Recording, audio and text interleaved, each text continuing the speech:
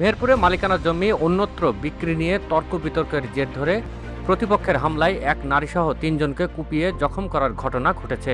শুক্রবার বিকেল ৫:৩০টার দিকে সদর উপজেলার শিশিরপাড়া ট্যাঙ্গার মাঠ এলাকায় এই হামলার ঘটনা ঘটে। আহতদের উদ্ধার করে মেহেরপুর জেনারেল হাসপাতালে ভর্তি করা হয়েছে। আহতরা হলেন শিশিরপাড়া ট্যাঙ্গার মাঠ এলাকার সবুর আলীর ছেলে জাহিদুল, আকবর ও বেদানা খাতুন। আহত বেদানা খাতুনের অবস্থা গুরুতর হওয়ায় তাকে ঢাকা মেডিকেলে রেফার করা হয়েছে। আহতদের পরিবার সূত্রে জানা গেছে, বদুমিয়া নামের এক ব্যক্তির ৭ বিঘা জমির একটি পরিত্যক্ত ফার্মে মহিদুল তার পরিবার নিয়ে বসবাস করে এবং ওই জমি দেখভাল করে। গত কয়েক মাস আগে রশিদুল ও বকুল ওই মালিকের 2টি প্লট ক্রয় করে ওখানে বসবাস করছেন। আজকে জমির মালিক প্লট দেখতে আসলে অন্যান্য প্লটগুলো বিক্রি নিয়ে মহিদুলের সঙ্গে কথাবার্তা বলছিলেন। এমন সময় রশিদুল ও বকুল তাদের জমির পাশে থাকা জমিটি বিক্রি করা যাবে না এবং কেউ কিনলে তাকে কোনো স্থাপনা করতে দেওয়া হবে না বলে হুমকি ধামকি দিতে থাকেন। এ সময় রশিদুলের সাথে মহিদুলের সামান্য কথা কাটাকাটির এক পর্যায়ে রশিদুল মহিদুলকে কিল ঘুষি মারতে থাকেন।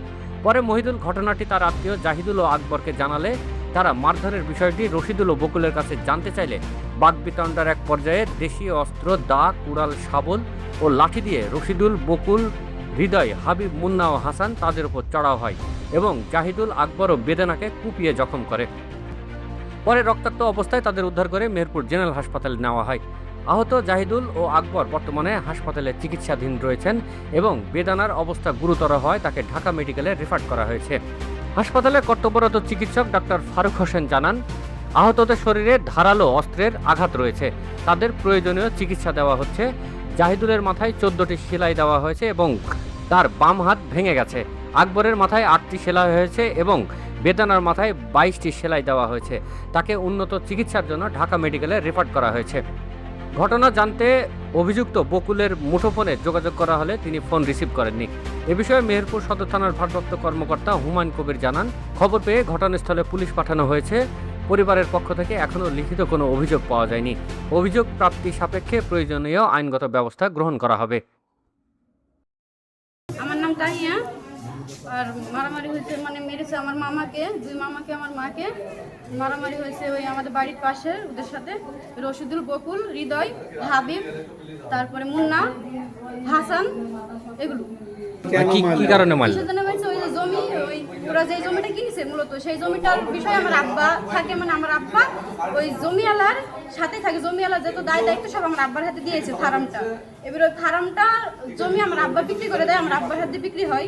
এবার আমার আব্বা ওরাই কিনেছে আমার আব্বাকে দিয়ে জমিটা। এবারে ওই জমিওয়ালা আর আমার আব্বা ভিতরে গেছে কি আরেকটা জমি বেচবে, জমিওয়ালার অনেক জমির ভিতরেই আরেকটা জমি বেচবে, এই জন্য গেছে। এবার ওরা বলছে এই জমি বিক্রি করতে দিব না আমরা। এবং জমিওয়ালা বলছে কেন আমার জমি আমি বিক্রি করবো, তোমাদের সমস্যা কেন? জমিওয়ালার নাম কি?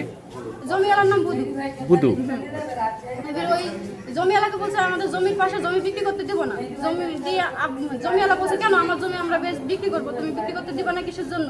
এই কথা বলার পরে জমিওয়ালাকে ওরা রাগারাগা ভাব করে মারতে যায়, ওরা গালাগালি করে। ওই জমিওয়ালার সাথে দুটো একটা কথা হইতে হইতে আমার আব্বা তো ওই জমির সাথে আছে, তাই আমার আব্বা বলে কি হয়েছে, জমি জমি ও বেচবে তো কি হয়েছে? তারপরে ওরা 2 ভাই এসে আমার আব্বাকে 2 জন 2টা করে কিল মেরে 4টে করে কিল মারি, ওটা নিয়ে গ্যাঞ্জাম সৃষ্টি হয়। তারপরে মারামারি বকুল আর রশিদুল আমার বাপকে মারে। মারার পরে আমার আব্বু বাইরে বের হয়ে যায়, ওদের বাসায় থেকে বাইরে বের হয়।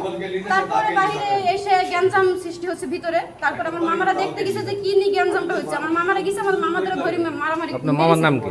আমার মামার নাম আকবর জাহাদুল। আমার মামাদেরও মেরেছে, তারপরে আমার মা গেছে ঠেকাইতে, এখন আমার মাকেও মেরেছে। সেই বধূ নাকি জমি বেচবে, আরে আলি লিবে দি ওই জমি বেচবে আর আলি লিবে। একদম ওই আমাদের মজদুরের দায়িত্ব থাকে জমিটা, মজদুর বেশি জমিটা লিলাও লিবে বুঝাই জমি লিবে মানে, তাই বলে মজদুরকে 260 মিনিট দিয়েছে। কে মারলো? এই রশিদুলের বকুল। রশিদুল্লাহর বকুল। জি। আচ্ছা। আর কি বুঝাই শালাকে মার দিয়ে ধরে নাই আমাকে মারতে লেগেছে। ওদের হাতে কি ধরনের অস্ত্র ছিল? দা, সরকে ছিল, সরকে মাইনে দা, শাবল, ইট আর ওরা লোক হিসাবে কেমন? লোক হিসাবে থানায় গেলে বুঝতে পারবেন, থানায় গেলে বুঝ দেবে, যে কোনো লোক গায়ে গেলে বুঝ দেবে। আপনাদের মারলো কারা কারা? নাম বলতে বুঝতে রশিদুল, বকুল, হৃদয়, হাবিব, তারপরে হাসান, আর মুন্না, বন্যা মারামারিটা হয় বিকেল 5:30টার দিকে। তখন আমরা সবাই বাসায়, ঠিক আছে, আমার আব্বা, আমার মা, আমার ভাইয়ের বোনরা সবাই বাসায়। পরে শুনছি যে গ্যাঞ্জাম হচ্ছে। গ্যাঞ্জাম হলে তো সবাই বের হয়েছি। বের হয়ে এসে দেখছি যে ওরা শুধু ইট মারামারি করছে আমার ফুপ্পার সাথে। ওরা কারা? আমাদের গ্রামের হচ্ছে বকুল, রশিদুল, আচ্ছা, এরা ওদের ছেলে পেলে সবাই ওরা ইট মারামারি করছে। এর মধ্যে আমার বড় আব্বা আর আমার আব্বা যে বলছে যে কি হয়েছে, তোমরা এরকম করছো কেন, কি নিয়ে গ্যাঞ্জাম বলো আমাদের, আমরা সমাধান করবো।